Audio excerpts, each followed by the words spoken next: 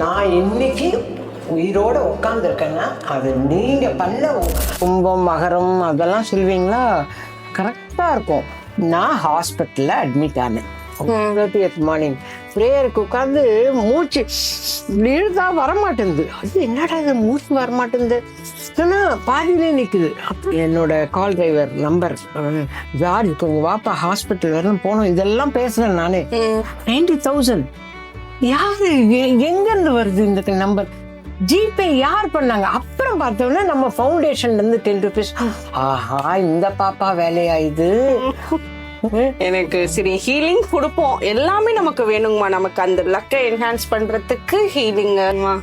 அதாவது உங்களுடைய ராசி, உங்களுடைய கைராசி, நான் இன்னைக்கு உயிரோட உட்காந்துருக்கேன்னா அது நீங்க பண்ண உங்களை பொறுத்தவரை அது சின்ன இது. ஆனால் என்னை பொறுத்தவரை எனக்கு பிரம்மாண்டமான ஒரு விஷயம் அது நடந்தது.